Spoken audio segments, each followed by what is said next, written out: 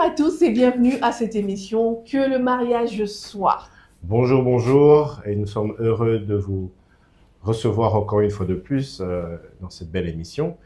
Et aujourd'hui, nous allons parler de quoi? Nous allons continuer notre sujet commencé la dernière fois sur le parrainage. En effet. Mais avant d'aborder le sujet, j'ai une question à te poser. Oui, vas-y. Qu'est-ce que tu aimes dans le mariage? Il y a beaucoup de choses que j'aime dans le mariage, et en particulier toi. J'aime trop la question, j'aime trop cette réponse. Ça me fait vraiment plaisir de l'entendre. Est-ce que nos invités ont une réponse à cette question? Qu'est-ce que vous aimez dans le mariage? Nous avons à notre extrême gauche le couple PAF et MAF, Oui. avec lequel nous étions la fois passée. Et nous sommes heureux de vous recevoir encore. Bonjour. Bonjour. Bonjour, nous sommes aussi heureux d'être là encore pour la deuxième fois. Qu'est-ce que vous aimez dans le mariage? Qu'est-ce que j'aime dans le mariage? Ouais. Tout. Ouais. En particulier? Il est là. Parce que je suis venue dans le mariage pour lui. Oui, C'est lui qui m'a absolument. invité dans cette aventure. Une très belle aventure. Vous aimez quoi? Ce que j'aime dans le mariage, c'est la complémentarité. Oui. Magnifique. Ah, oui. J'aime cette complémentarité. Je suis conscient que je ne suis pas un homme parfait. Parfait. Et elle n'est pas une femme parfaite. Mais les deux imparfaits, Dieu le met ensemble pour devenir parfait. Magnifique. Donc, c'est cette complémentarité-là qui me fait beaucoup de bien. Il y a des insuffisances quand elle est là, elle les comble. Il y a des insuffisances quand je suis là, j'ai comble. D'ailleurs, c'est ce qui explique, on a dit que c'est une cote qu'on a retirée. Donc, il y a un vide. Exact. Et c'est quand elle rentre, Elle couvre ce vide-là. Et cette cote-là aussi, isolée qu'elle était, quand elle rentre là où elle devait être, donc c'est magnifique. C'est ça. Ah, j'espère qu'il en est de même pour nos téléspectateurs. Oui, On espère vraiment que chez vous. Vous entrez dans ce concept-là. Exactement, et que ça marche. C'est ça que nous voulons. Et c'est d'ailleurs la raison d'être de cette émission. Mais cette émission est aussi là pour inspirer les plus jeunes. Nous avons ici... À notre extrême gauche, nous avons... droite plutôt, Christian et Bienvenue, qui sont ici aussi pour partager sur ce sujet concernant le parrainage. Et nous sommes contents de vous recevoir. Bonjour. Bonjour. Merci beaucoup. Alors, sans plus tarder, nous allons revenir à notre histoire, l'histoire de de la semaine passée. Certains n'ont pas suivi, d'autres ont envie de faire, on va faire un petit récapitulatif pour savoir qu'est-ce qui s'est passé, comment on est arrivé à avoir un filleul qui engrosse sa marraine. On regarde.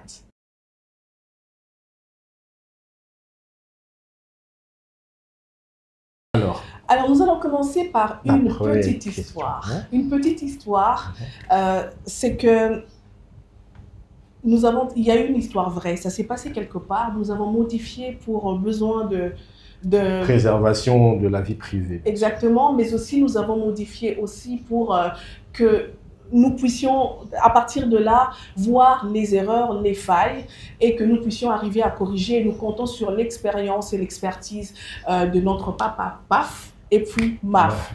Alors l'histoire, c'est l'histoire de Marie-Lou et de Jean-Jean. Marie-Lou et Jean-Jean sont jeunes, ils se rencontrent et puis ils se disent qu'ils veulent se marier. Ils sont allés à l'église leur a dit qu'il fallait avoir des parrains. Alors, ils regardent à l'église, ils voient un parrain qui était, enfin des parrains qui étaient un couple qui était un peu bon chic, bon genre, un couple qui, enfin ça donnait bien, ils allaient bien ensemble, et puis ils choisissent le couple. Le couple semblait refuser un peu, mais après, le couple a accepté, a dit d'accord, on va vous accompagner. Les deux se marient. Au tout début, comme on a dit, ils étaient jeunes, ils ne connaissaient pas grand-chose. Et puis la femme, au fil du temps, avait l'impression de ne pas aimer le sexe, de ne pas désirer son mari, et elle devenait même frigide. Et elle avait l'impression que son mari ne savait pas le faire. Donc, elle s'est dit qu'au fil du temps, ça allait s'améliorer, mais ça allait toujours un peu pire, ça s'empirait en fait. Et elle s'est dit, je vais aller voir le parrain. Mais ce qu'elle ne savait pas, c'est que le parrain déjà et la marraine avaient aussi des problèmes et qu'ils étaient en séparation de corps depuis un bon moment. Et quand elle va voir le parrain, la marraine, elle joue le jeu, elle joue la marraine, elle dit « Ok, que ton mari vienne, qu'elle vienne, comme ça je vais discuter avec. La dame fait confiance à la marraine et le filleul, enfin la marraine qui appelle le filleul, c'était en l'absence du parrain. Le parrain n'est pas là, il a voyagé en voyage d'affaires. La marraine appelle le filleul et lui dit « Mais qu'est-ce qui se passe? Maman, je ne sais peut-être pas, peut-être que c'est elle qui exagère, mais moi je pense que je le fais bien. » Elle dit « Non, ta femme se plaint.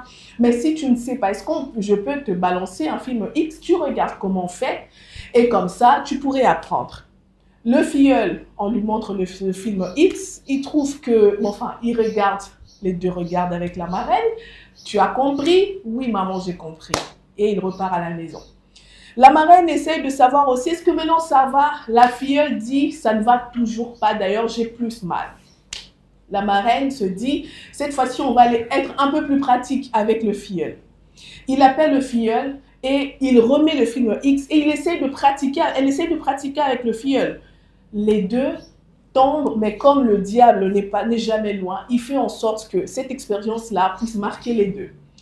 Et donc, les deux ont commencé à s'appeler assez souvent et puis à être souvent ensemble, à pratiquer le sexe souvent. La filleule remarque qu'il y a moins maintenant dans son couple. Ça va dans le sens où il n'y a plus personne qui crie sur l'autre sur le sexe, c'est-à-dire que le mari avait déjà trouvé son compte. Elle trouve que, ok, il ne me dérange pas beaucoup, donc peut-être que ça va. Elle se dit peut-être ça.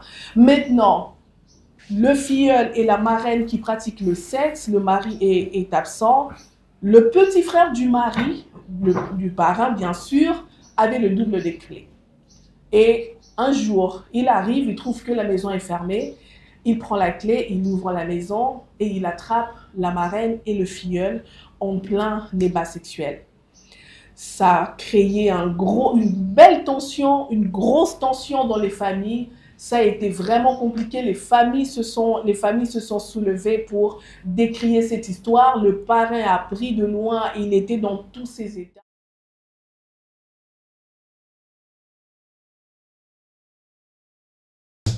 Et voilà. Eden, c'est effroyable. C'est affreux, c'est impensable. Comment ça peut arriver? Comment ils sont arrivés à ce niveau-là? Je crois que les relations entre parrain et filleul doivent être réglementées autrement, n'est-ce pas, Faf? Effectivement, il faut qu'il y ait des devoirs et des obligations des parts et d'autres, et très bien définir la chose. C'est comme j'avais dit la fois passée, quand on ne connaît pas le but d'une chose, il y a l'abus. Oui. Et là, on est vraiment en plein abus, le filleul qui engrosse la marraine. Ça, en tout cas, ce sont toutes les règles du parrainage qui sont violées. Et il faut vraiment remettre les choses dans l'ordre. Je pense que c'est pourquoi nous sommes là ce soir, pour parler de ces choses. Alors, dites-nous d'où vient le parrainage? C'est un concept que nous avons trouvé, mais nous ne savons pas en réalité d'où ça vient. Qui nous a imposé ça? C'est ça, d'où ça vient? Bon, au fait... parler d'imposition, c'est trop dire, mais c'est quelque chose qui est venu pour aider. Pour aider les couples, pour aider les personnes à ce que nous puissions éviter beaucoup de dégâts dans le mariage. Au fait, c'est, comme on le dit, hein, ce sont nos précurseurs, comme on dit, l'Église catholique, avec... ces organisations, sa réglementation qui avait au départ institué le parrainage. Mais avec le temps, nous avons copié ce qui est bon et parce que nous savons qu'il y a le bien fondé qui est lié à cette pratique. Il y avait eu tellement d'abus, excusez-moi. Beaucoup de personnes sont entrées dans le mariage ignorant de certaines réalités, beaucoup de choses, et ont voulu faire les choses à leur façon, et les choses n'ont pas marché. Raison pour laquelle l'Église, étant cette voie qui nous emmène, qui nous montre quelle direction suivre, a voulu instituer le parrainage, déjà avec les baptêmes des enfants, qui après s'est élargi jusqu'au mariage, pour que les gens aient quand même des modèles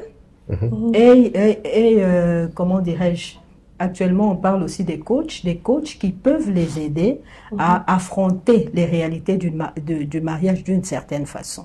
Donc quelque part, nous avons copié le bon côté là pour que cela nous soit favorable, nous soit utile. En fait, il faut dire que à l'origine, le mariage était lié à la tradition, à la culture de peuple.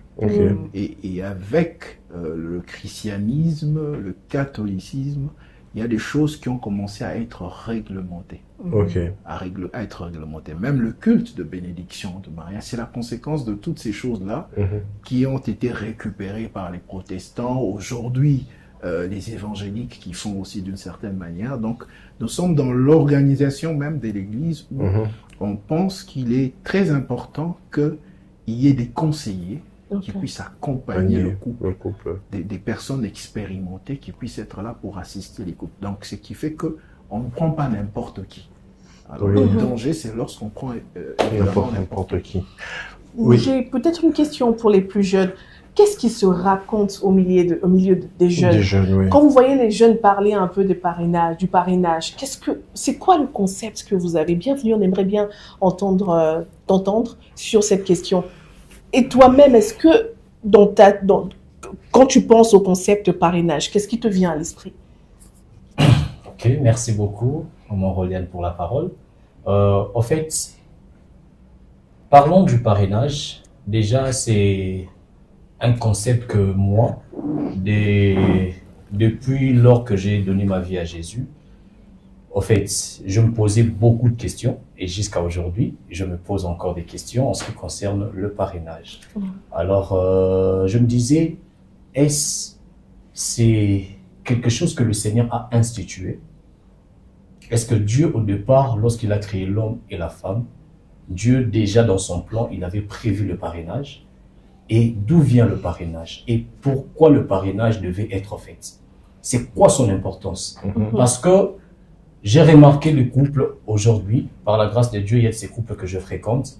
Il y a de ces couples que je fréquente quand vous leur posez des questions en ce qui concerne le parrainage, vous allez vous rendre compte que ces couples-là, malgré qu'ils se sont mariés, mais entre guillemets, l'accompagnement des parrains n'y s'est fait pas. Il n'y a pas ce travail-là. Donc c'est comme si ils ont pris juste le parrain, une manière pour leur aider financièrement à entrer dans le mariage et puis le reste, ça ne leur concerne pas. Alors, du coup, ça me donne une idée. Je me dis, alors si les parrains devraient être là que pour accompagner financièrement, alors je ne trouve pas d'utilité d'avoir le parrain parce que si vous-même vous êtes à mesure de régler votre problème, quand il y a des malentendus, etc., alors pourquoi on doit avoir le parrain? Christian, qu'est-ce que tu en penses par rapport à ce qu'il dit? Merci beaucoup, Papa Eden, pour la parole. Alors, j'irai en tout cas dans le même sens que lui, parce que déjà, en tant que célibataire, généralement, on partage même la vie. Donc, c'est presque difficile de voir, moi, jusque-là, je n'ai pas vu des gens, parce qu'on dit souvent qu'il faudrait choisir les parents sur base d'un modèle précis, donc sur base du fait qu'ils soient un modèle. Alors, ces modèles-là est tiré de quoi exactement? Parce qu'ils peuvent être modèles, mais dans un mauvais côté. Et ces couples, pour eux, ils sont modèles pour eux. Mais seulement, on ne peut pas voir de manière claire ces parents-là accompagner le couple dans le bon sens. Alors moi, j'aimerais savoir, au fait, quand on parle du modèle, on voit quoi exactement? C'est la question. Vous pouvez nous éclairer un tout petit peu? Oui, peut-être que je voudrais dire une chose, c'est que quand, en fait, les jeunes interviennent, on sent tout de suite qu'il y a une coupure de réalité. Ça veut dire qu'il y a d'un côté des personnes qui ont l'information et de l'autre côté, les jeunes qui n'ont pas du tout d'information, ils se contentent de regarder, de voir les choses de loin. Mais est-ce que, je ne sais pas. On dirait que ça crée une sorte de conflit de génération. Conflit de génération. Entre une génération comment devrions-nous arriver justement à concilier les deux? Et surtout, comment faire passer ce message de parrainage, que c'est important. Voilà. C'est très important. Merci, je comprends le souci de nos jeunes.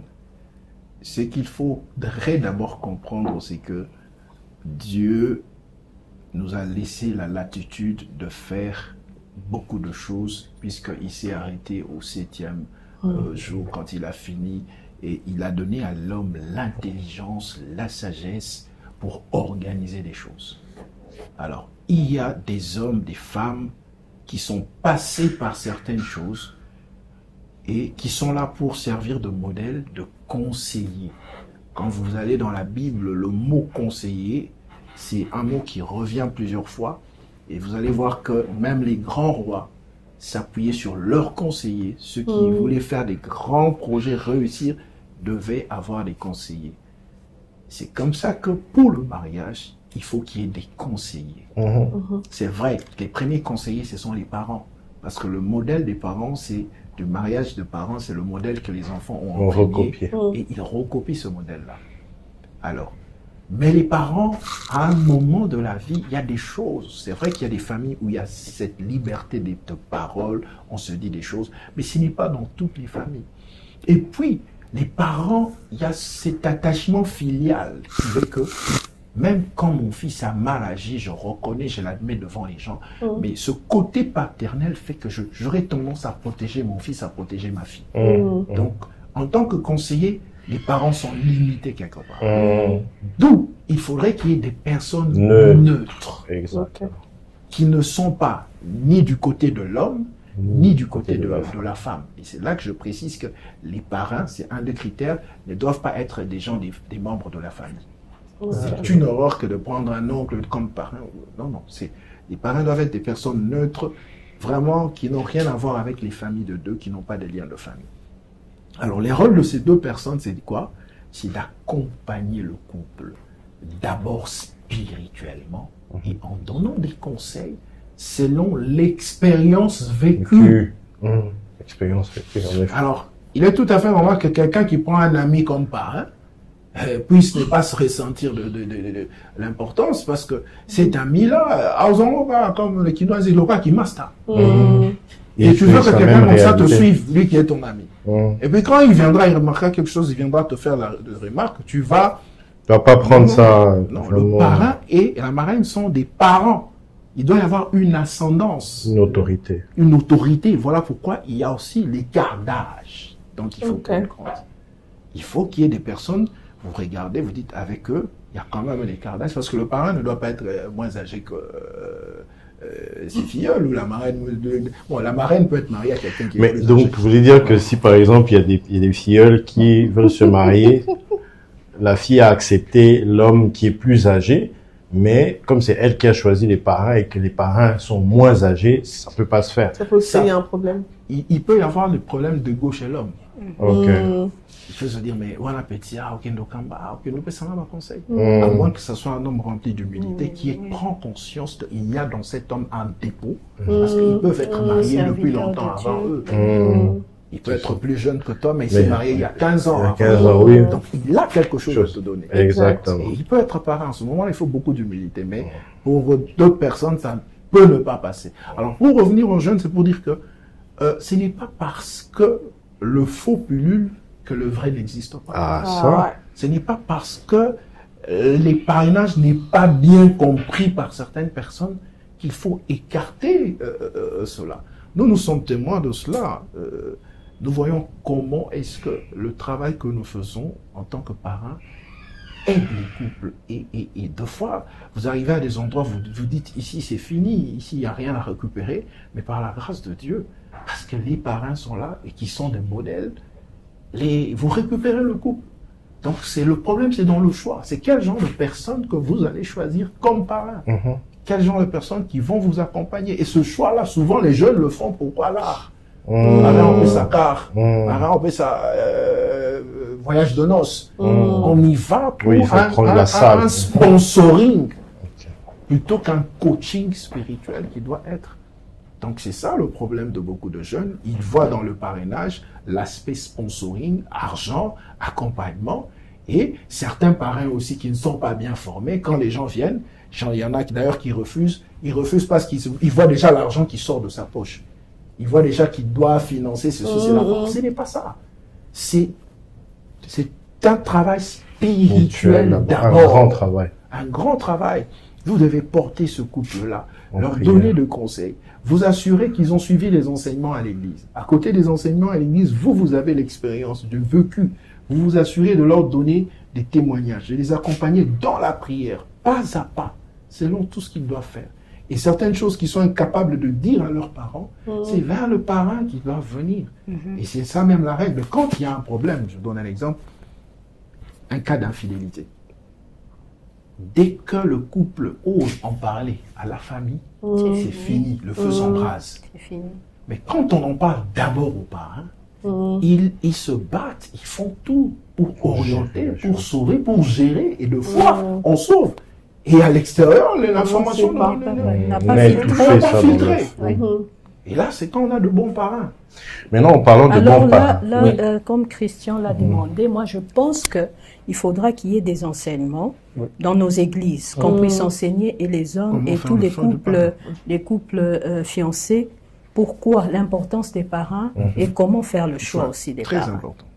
Parce que ce sont des choses que nous ne voyons pas souvent dans nos églises, où on fait des séminaires ou bien des rencontres de jeunes où on parle des parrainages pour préparer nos jeunes, surtout nos jeunes hommes qui ne sont même pas enseignés. Je me dis au moins, les jeunes filles au niveau de la maison quand même apprennent quelque chose, mais les jeunes garçons.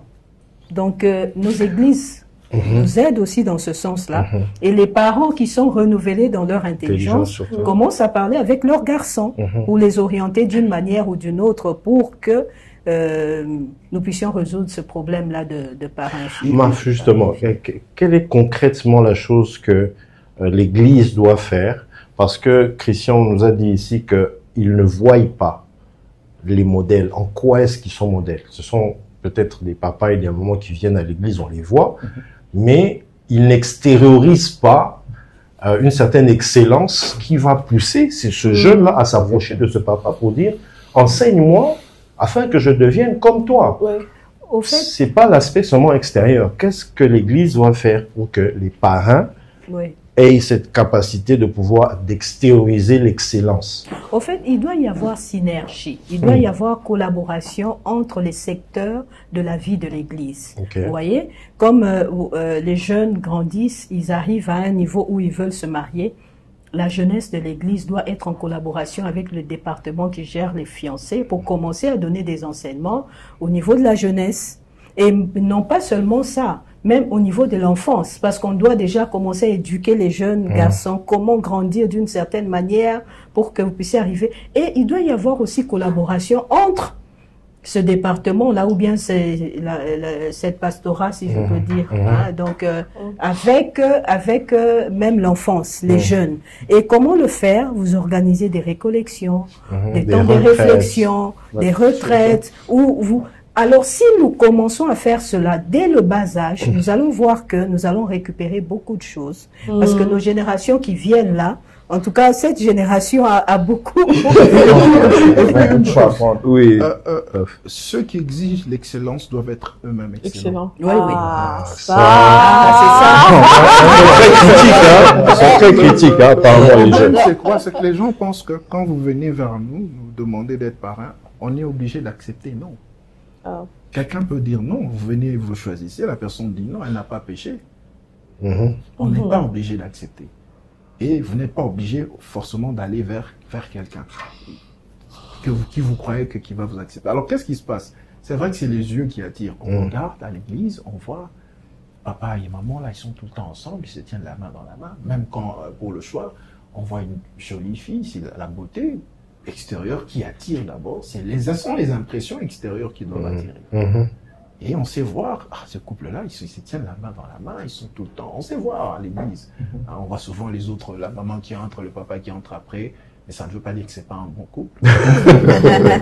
Regardez d'abord, vous approchez ces gens-là, et même avant d'approcher, vous commencez dans la prière. Est-ce que ce jeune homme, cette jeune femme, qui veut faire le choix du parrain, a commencé dans la prière? Est-ce que vous avez demandé l'orientation du Seigneur? Parce que quand vous demandez l'orientation du Seigneur, il y a des choses qui se déclenchent comme ça. Vous ne comprenez pas facilement quelqu'un qui vous voit, vous là, je sens que je dois vous parrainer. Il vous lance ça comme ça, et vous regardez, vous vous dites, mais c'est un couple bien en fait. Pourquoi on ne les prendrait pas? Et ça fait un déclic en vous, vous commencez à prier, vous avez la conviction, et vous allez le voir. Comme aussi d'autres, nous on a des gens, ils viennent, ils tiennent absolument à ce qu'on parraine, et nous on dit non, on en a déjà beaucoup. Ils vont faire 21 jours de jeûne et prière. Wow. Mais pour qu'on les accepte comme filleuls.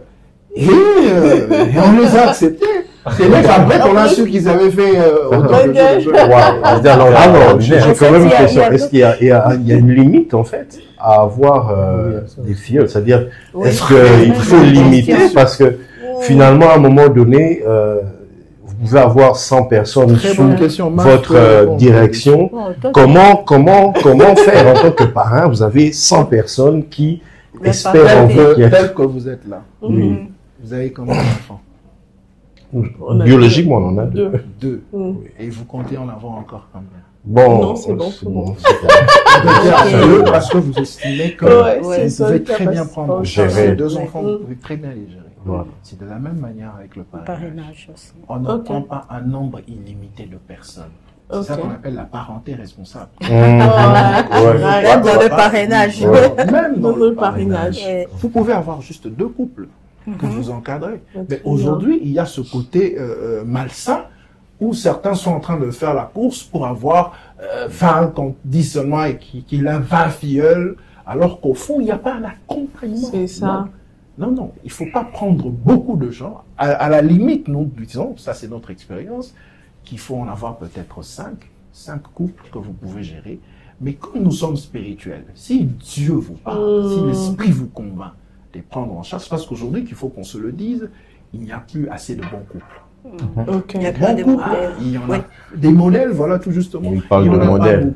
Ce qui fait que quand il y a un couple modèle, c'est tout à fait normal, c'est comme du miel, c'est tout à fait normal que les gens viennent autour de ce couple-là.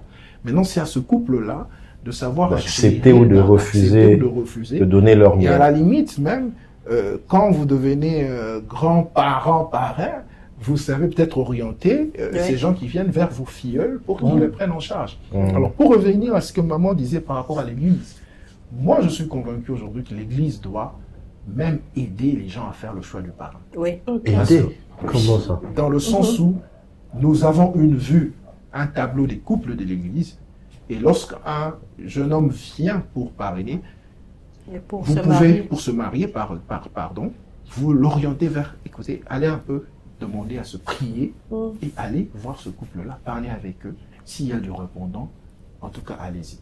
Parce que, en tant que responsable, nous connaissons, l'Église connaît quel couple fait quoi, et c'est comme ça. Comme s'ils peuvent se tromper, aller vers des personnes qui ne sont pas recommandables.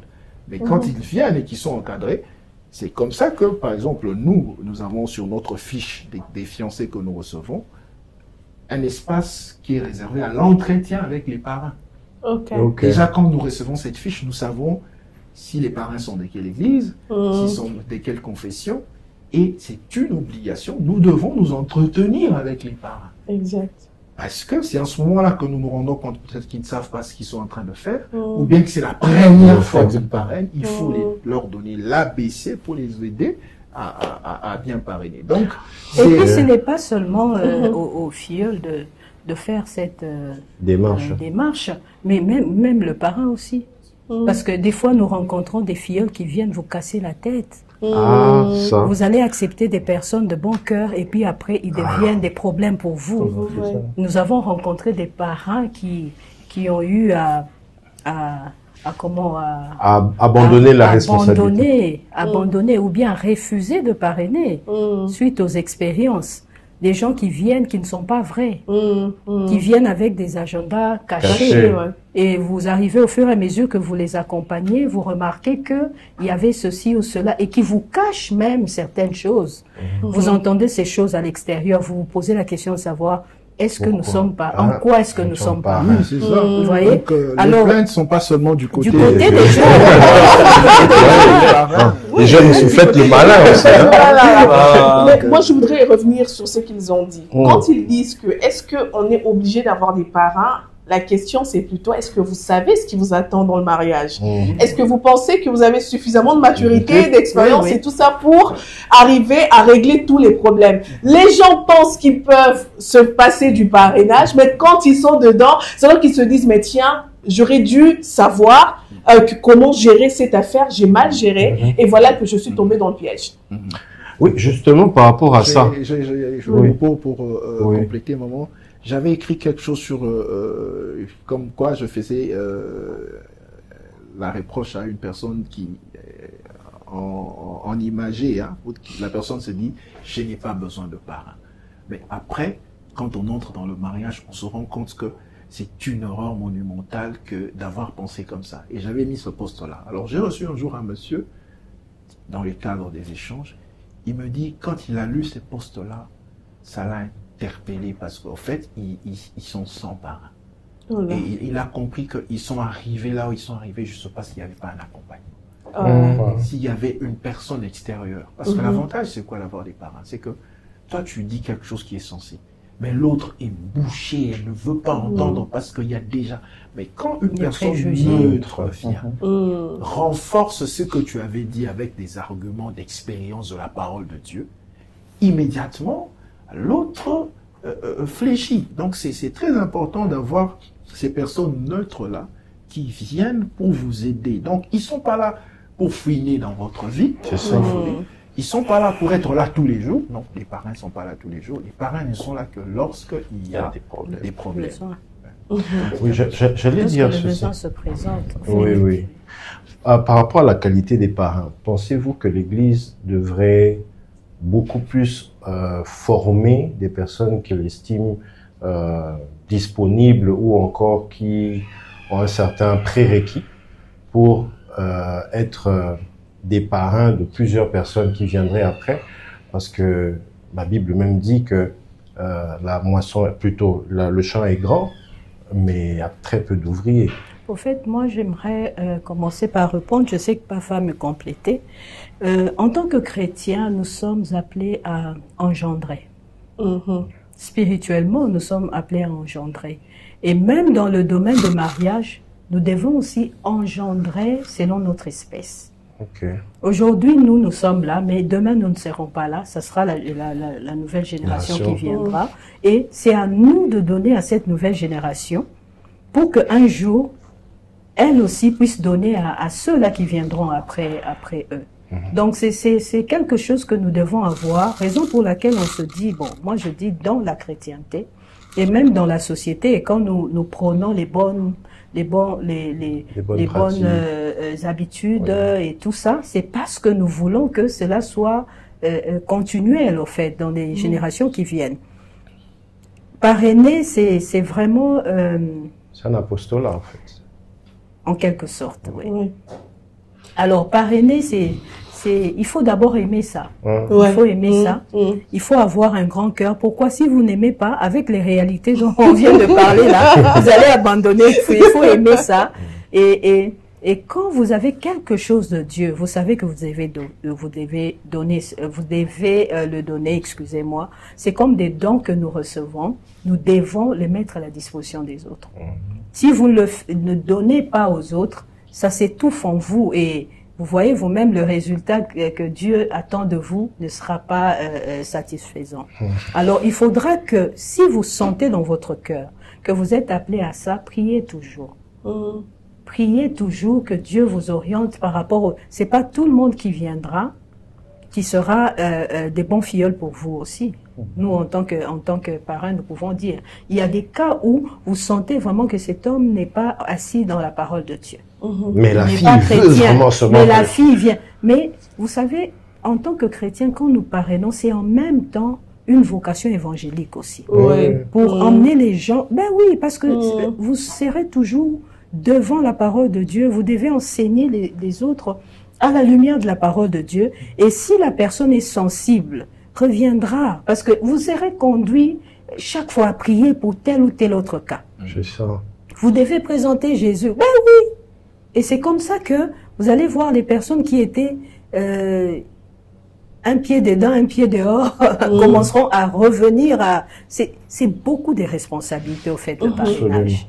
Oui. Raison pour laquelle je dis, nous devons en tant que chrétiens chercher à engendrer. Moi, je sais qu'aujourd'hui, ça peut paraître un poids pour d'autres personnes, une grande responsabilité, mais demain, ça sera aussi votre responsabilité de faire pareil. Exactement. Oui, oui. C'est-à-dire, vous avez beaucoup reçu, vous devez aussi beaucoup donner. Pour revenir à ce que je disais en termes de conseillers, il y a de bons conseillers, il y a de mauvais conseillers. Dans le tout, c'est de savoir faire le choix des bonnes personnes. Et des bonnes personnes, il y en a. Moi, je reste convaincu qu'une personne un habitué de la présence de Dieu, ne passe pas à côté de son mariage. Un habitué de la présence de Dieu ne fait pas beaucoup d'efforts pour rencontrer les bonnes personnes qui vont l'accompagner dans son mariage. Et les parents, David dit, j'aime beaucoup, le psaume 32, 8, David dit ceci, c'est le Seigneur qui parle au travers de David, dit, je t'instruirai. Donc les parents sont là pour instruire. Il dit, je te montrerai la voie que tu dois suivre. Les parents sont là pour montrer la voie que les filles doivent suivre. Parce qu'ils sont déjà passés par là. Là où il y a eu des erreurs, ils diront, attention, attention, faites attention, ne faites pas ça. Et il dit, j'aurai le regard sur toi. Dans le couple parent, ils sont là pour avoir un regard de temps en temps, même 3 mois après. Comment vous allez? Comme elle a dit, les parents qui bénissent. Comment vous allez? Ça va très bien. C'est comme ça que ça se passe. Donc, on n'est pas là à tout moment. Quand ça marche très bien, c'est bon, c'est gloire au Seigneur.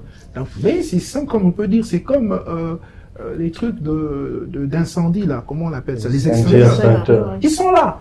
Mais ils sont pas utilisés tous les jours. On n'utilise pas ça, on passe. Mais le jour où il y a le feu, on le prend. Mais quand il n'y en a pas, c'est des dégâts. Donc exactement, les parents sont là comme des inspecteurs. Ils sont là, il faut qu'ils soient là. Et quand tout va bien, gloire à Dieu, tout va bien. Mais quand ça ne va pas, ils sont là pour apaiser les esprits. J'aimerais bien qu'on marque une pause. La pause qu'on va marquer, c'est la pause bisous de nos invités. On aimerait bien pouvoir faire bisous. Après 20 ans de mariage, est-ce que c'est différent, le premier bisou et le bisou de 20 ans? Est-ce que c'est différent? On aimerait voir un bisou. D'abord, avant de répondre à la question. Là, quand on fasse le bisou. On veut voir le bisou. C'est une pause. On veut un bisou quand même. C'est un bisou. Non, il n'est pas satisfait. Là, ça montre déjà que il y a 2 tempéraments différents. Oui.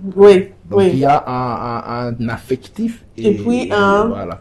Une personne qui est... Non, ou plutôt un extraverti et un introverti. Elle aimerait bien son bisou. Pas devant les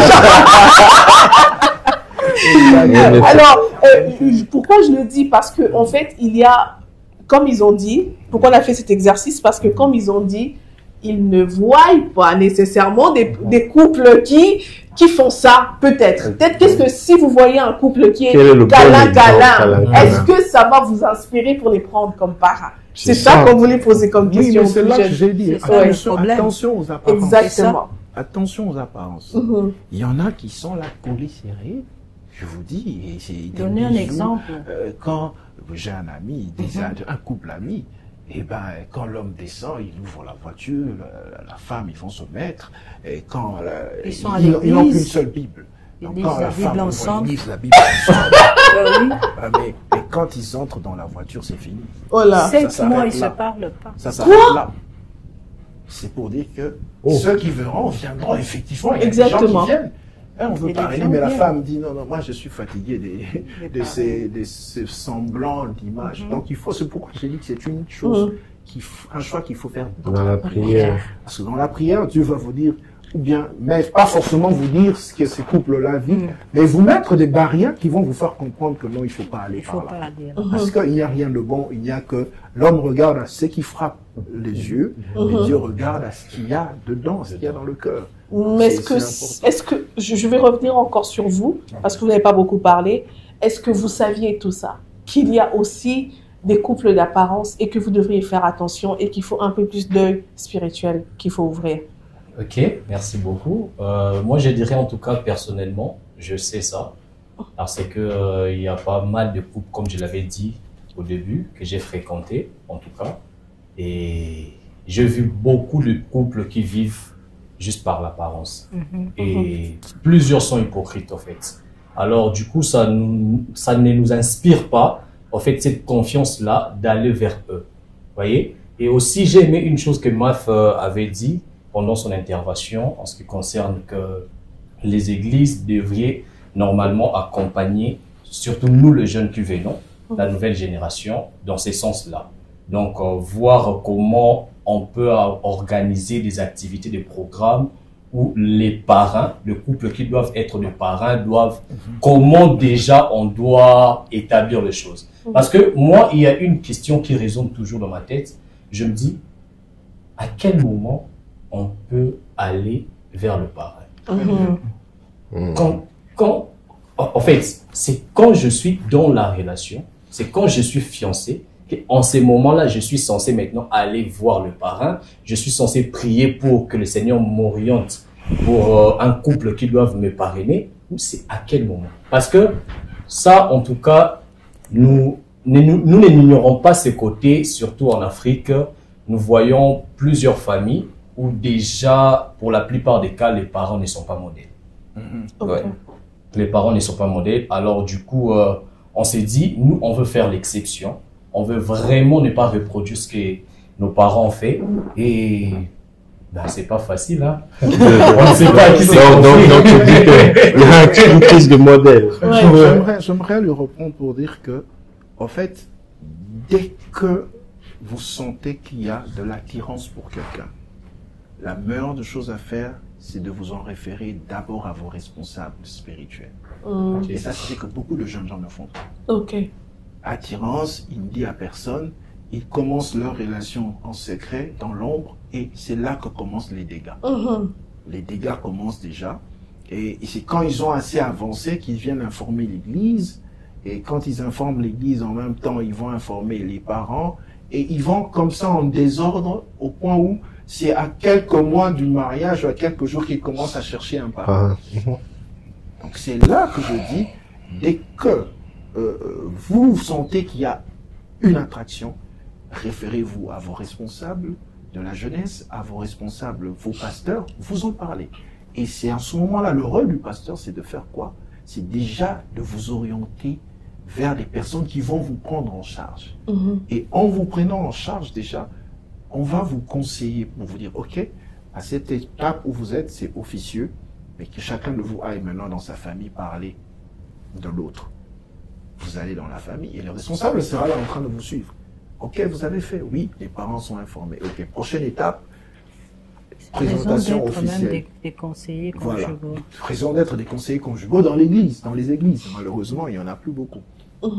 Voilà, à cette étape-là, le pasteur va vous dire, ok, vous devez déjà regarder dans l'église, chercher un couple qui va vous parrainer. Ou à la limite même, il peut déjà vous mettre sous un couple qui n'est pas forcément un couple parrain, mais qui peut déjà commencer à vous aider jusqu'à ce que vous puissiez trouver le couple parrain. Donc c'est important tout justement le rôle de l'Église quand il dit qu'on n'a pas de modèle. Oui, l'Église nous aide à revenir au modèle.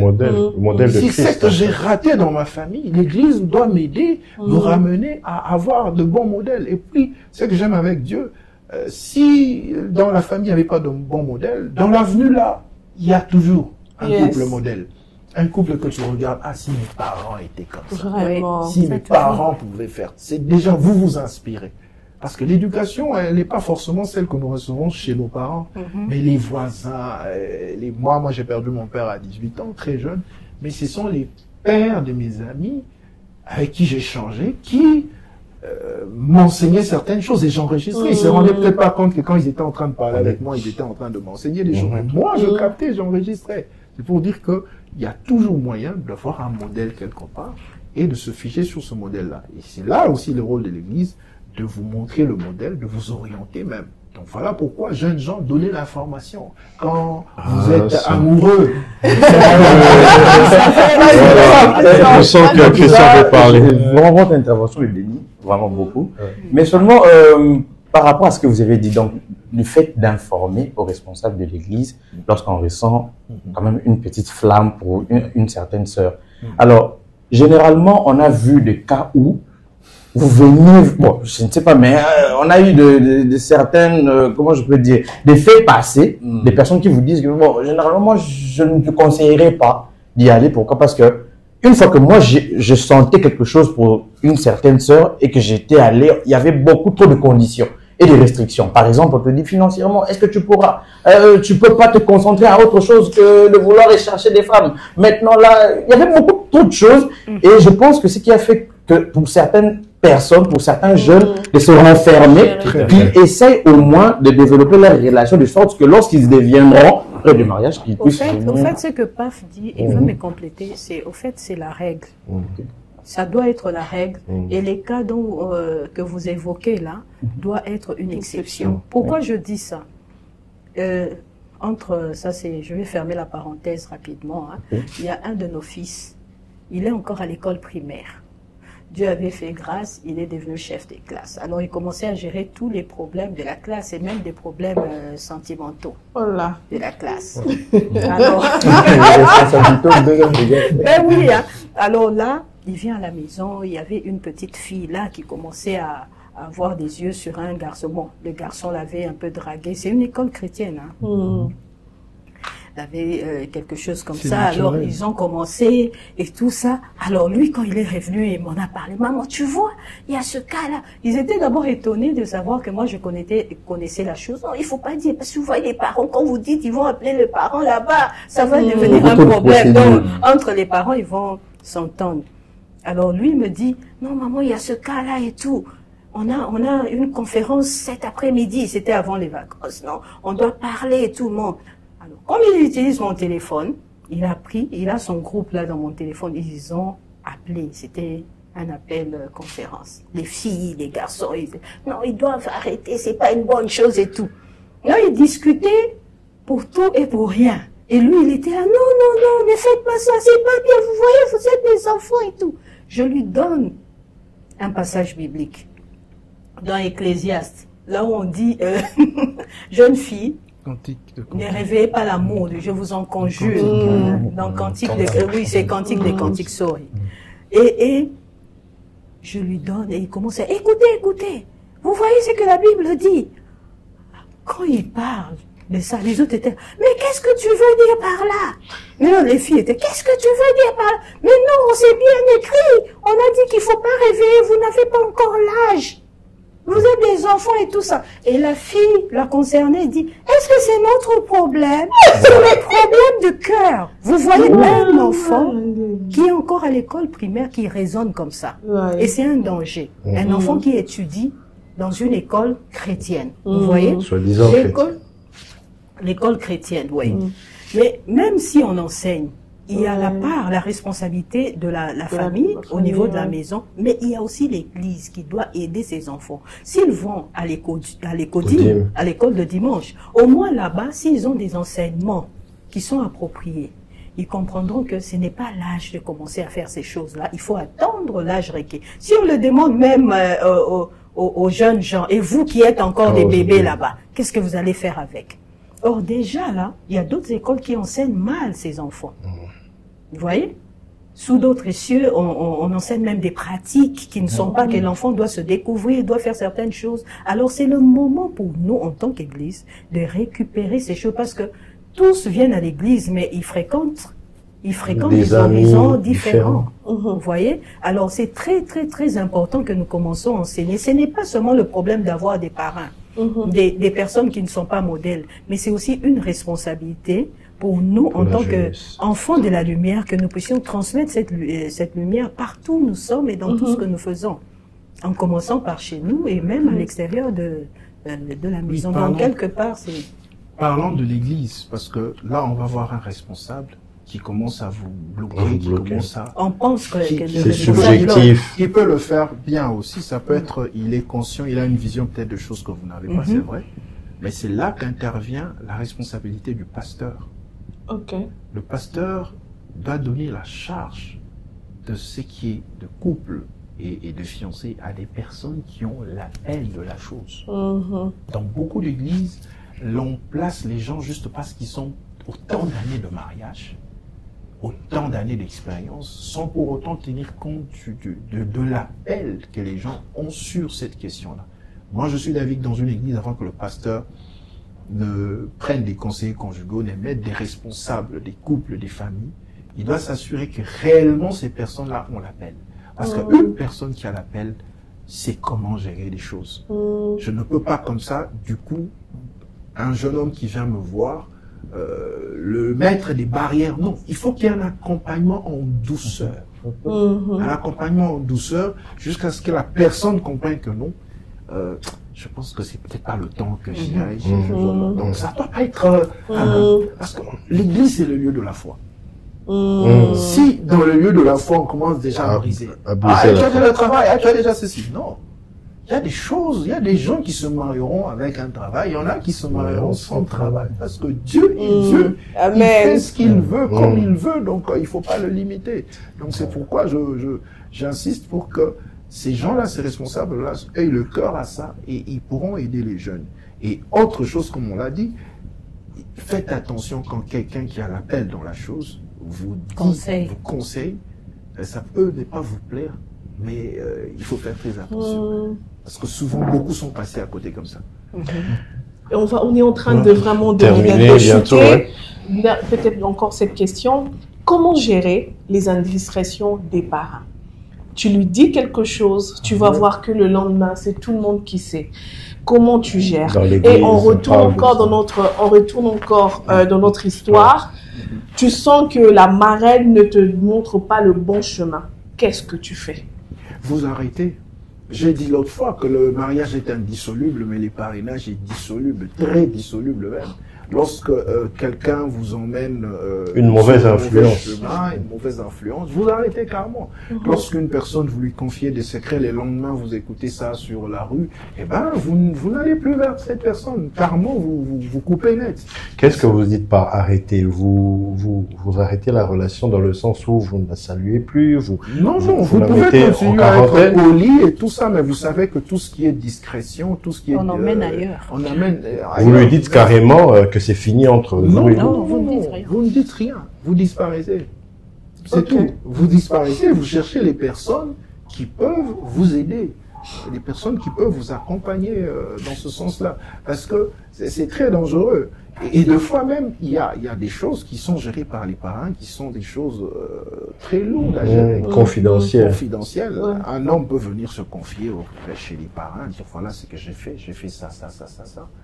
Mais c'est pas au parrain d'aller dire à la femme ou au monsieur, voilà, ta femme est venue me dire, elle a fait ça. C'est quoi? En ce moment-là, qu'est-ce qu'il aura fait? Donc, il doit travailler dans le sens de travailler la personne, aider la personne d'abord à se repentir, à se corriger et à prendre le courage, s'il le faut, d'aller parler avec l'autre pour dire voilà, c'est qu'il y a ceci, il y a cela. Donc, ils sont là vraiment pour faire un accompagnement, mais pas pour détruire.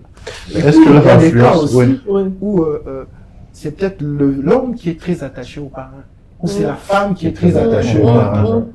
Et il faut beaucoup de sagesse, de maturité aux parrains de comprendre ça, parce que sinon, s'ils ne comprennent pas non plus, ils risquent de rejeter le couple.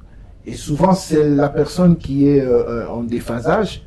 Et elle finit par rejoindre, lorsqu'elle voit le bien fondé de la présence des parrains, surtout quand ça va dans le sens de l'aider, elle, à bien vivre dans son couple. Dans ce sens-là, je voudrais quand même savoir, est-ce que les parrains, en donnant des conseils aux filleuls, leurs orientations doivent-ils influencer la dernière décision des filleuls? Par exemple, dans le cas de notre histoire, où ils ont un problème qui est lié à l'intimité, et ils doivent donner une orientation pour que les choses se passent bien. Est-ce que cette orientation-là doit nécessairement influencer leur décision? Parce que ce n'est qu'un conseil, c'est à prendre ou à laisser selon la conviction en fait des filleuls. Comment est-ce que vous voyez la chose? Non, le problème c'est que c'est à notre niveau à nous. Pour le couple qui va demander conseil, toute orientation qui est contraire à la parole de Dieu, eh ben vous ne pouvez pas prendre cette orientation. Et quand la marraine, je sais pas, ils sont arrivés comment? Essayez de croire, parce que c'est une relation réservée à l'homme et la femme. Comment arriver à ça, jusqu'à ce point-là? Donc, tu ne peux pas me faire suggérer quelque chose qui va à l'encontre des Écritures. Que tu sois mon pasteur, que tu sois je ne sais qui, mais tout ce que tu me dis, je dois examiner à la lumière des Écritures. Est-ce que c'est que tu me demandes de faire, c'est conforme? Tu me demandes de regarder des films pornographiques. Est-ce que tu ne sais pas que derrière ces films pornographiques, il y a des esprits, il y a des entités, et que ce sont des portes? On a des témoignages de gens qui ont témoigné sur comment il y a des effets néfastes de ces histoires. Quand vous avez ouvert cette porte-là spirituellement, vous avez laissé une grande brèche et l'ennemi en profite. Et là, il faut même aller parler de délivrance parce qu'au point où ils en sont arrivés, c'est une situation où il faut que les deux passent par la délivrance, qu'il y ait une restauration. Donc c'est très important que on est enfant de Dieu. Ouais. Et on a une conscience et on a le Saint-Esprit qui a toujours un avertissement. Je pense que ce soit la marraine, que ce soit le filleul, il savait ce qu'il faisait. Parce que chacun est amorcé par sa propre convoitise. Donc il y avait déjà une convoitise dans la marraine et dans le filleul pour qu'ils en arrivent là. Donc c'est un manque de discipline tout simplement. Parce que cette relation, les parents sont les parents. Oui. Un parent ne peut pas avoir un comportement bizarre vis-à-vis de ses enfants. Donc le sacré, en fait, je peux dire que la jeunesse aujourd'hui n'a pas le sens du sacré. Et ce qui fait que dans leur relation, ils n'ont pas de limite ou de discipline par rapport à cet échange avec les parents. C'est une relation, vous avez décidé de marcher ensemble, et en décidant de marcher ensemble, il doit y avoir réciprocité. Vous honorez vos parents, et vos parents sont là pour vous. Donc c'est comme ça, en fait, que ça doit marcher. Mais quand vous les honorez pas, quelque part, vous n'écoutez pas leurs instructions, et quelque part, vous passez à côté de beaucoup de choses. Et ça, je sais que ce sujet est tellement vaste. J'ai une question à poser aux jeunes. Pardon, vous allez voir votre parrain avec votre fiancé, et devant vous, il vous pose la question, est-ce que tu es vierge? Pose la question à ta fiancée, est-ce que tu es vierge? Il te pose la question, est-ce que tu es chaste? Et encore une autre question, est-ce que vous avez déjà connu, enfin, vous avez déjà fait des relations sexuelles ensemble? Oui. C'est quoi votre réaction? Merci beaucoup. En tout cas, sincèrement, c'était déjà une des questions qui résonnait dans ma tête, si je peux me permettre de le dire. En tout cas, moi, concernant les interventions des PAF et des MAF, en tout cas, c'est une bénédiction pour nous, et particulièrement en tout cas. Et je suis en train de me dire que, en tout cas, la responsabilité revient de deux côtés. C'est-à-dire, de notre côté, à nous, le jeune, le filleul qui viennent vers le parrain, et de notre côté, le parrain qui veulent accompagner le couple. Parce que, si déjà, non, vous en tant que... On vous pose cette question, vous répondez, je n'avais pas prévu, mais on te pose la question. Qu'est-ce que tu dis? Qu'est-ce que tu penses? Si moi, personnellement, on me posait cette question, en tout cas, comme je l'ai dit, il faudrait que nous puissions être sincères. Parce que c'est la sincérité ou la vérité qui va nous sauver. Et Christian? Oui, bien évidemment. Non, est-ce que vous n'allez pas dire ce ne sont pas vos oignons? C'est ça. Non, je ne pense pas. Pourquoi? Parce que si déjà je viens vers eux, je sais que, en tout cas, il y a une partie de mon intimité que je donne, en fait. Parce que je n'aurais pas. Je gagnerai quoi personnellement aussi, il faudrait que je puisse garder. Mais là, j'ai une question pour vous, parce que là, vous parlez à votre place, vous êtes des hommes. Admettons qu'on pose la question, vous avez cédé, c'est déjà votre partie d'intimité, mais la femme, elle dit non, il fallait pas, elle dit non. Moi, en tout cas, il a menti. Or, tu sais que vous êtes déjà peut-être allés ensemble. Toi, tu dis oui, c'est déjà arrivé, mais elle veut conserver une certaine image devant le parrain parce que elle a des raisons. Alors, si toi tu réponds oui, on l'a déjà fait, et la fille dit non, comment est-ce que vous allez gérer ça? Parce que c'est brusque. Je pense qu'en ce moment-là, elle ne saura pas gérer. Ça sera au parrain de récupérer. Au parrain de récupérer la situation. Mais maintenant, la question, c'est est-ce que le parrain a le droit de poser ce genre de questions? Évidemment. Lorsque les gens viennent vers nous pour nous choisir comme parents, nous fixons un modus vivendi. On doit établir les règles. On leur dit, comme vous avez accepté de venir, souffrez que nous puissions vous poser certaines questions. Ce n'est pas parce qu'on veut fouiller dans votre vie, ce n'est pas parce qu'on veut savoir, non, c'est parce que spirituellement, il y a des réalités qui, lorsque vous ne les avez pas bien maîtrisées, vous risquez de passer à côté. Parce que les parents sont comme une ouverture. Et cette question-là, elle est même très essentielle. Très essentiel de savoir quel est le parcours de chacun de vous, parce qu'avec l'aide de parents, ils peuvent détecter certaines choses que vous n'avez pas eu à détecter. Donc il est important, et le fait même d'avoir des relations sexuelles avant le mariage, c'est une grande porte ouverte, et les parents, s'ils ont l'expérience, ils vont vous conseiller comment faire tout justement pour fermer cette porte-là, pour que ces actes-là ou ces actes avant mariage ne puissent pas avoir des implications dans le mariage. Alors si vous cachez ces choses, vous les gérez pour vous-même, et ben en ce moment-là, ça sera très dangereux. Donc on doit accepter de livrer une partie de son intimité. C'est comme j'ai dit l'autre fois, les parents, ils viennent, c'est comme les sapeurs-pompiers, ils entrent même dans la chambre. Intimité. C'est pourquoi on ne choisit pas n'importe qui. Parce que vous allez dire des choses. Vous allez dire des choses de votre belle famille. Vous allez dire des choses de votre famille. À ces gens-là. C'est pourquoi vous devez être sûr que, la Zoloba, il a Sanduku. Parce que quelqu'un comme moi, si un jour on voit à la télé, je commence à parler des gens, eh ben, les gens vont fuir. Il y a tellement de choses, tellement de secrets qu'on garde. Oui, et c'est une lourde responsabilité, c'est un poids. On comprend que je ne peux pas ouvrir. Et même des fois, quand on enseigne, on donne difficilement certains exemples parce qu'on ne veut peut-être pas que ça filtre, que la personne quand se dise c'est exemple, oui, mais est-ce que va pas se donc c'est vraiment non, mais il y a plusieurs personnes avec plusieurs cas. On peut parler d'un cas qui peut être similaire, mais ce n'est pas toi. Il faut même pas c'est vraiment un grand travail qu'il faut faire dans la prière. Il faut être sûr qu'on a l'appel à cela, c'est très important, et comprendre que c'est une relation qui s'installe dans le temps. Il viendra un temps où ça sera de l'amitié.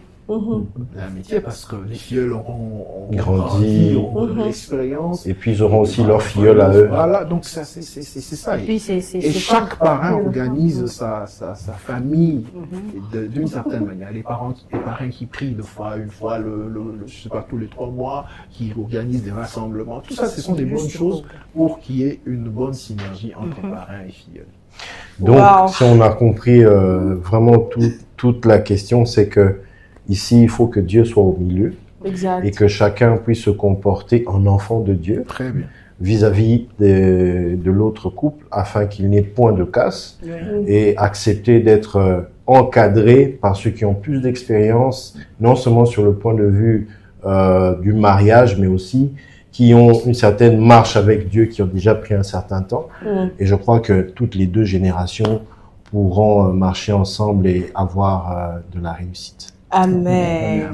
Alors, avant de clore cette partie, j'aurais vraiment voulu que les parrains des parrains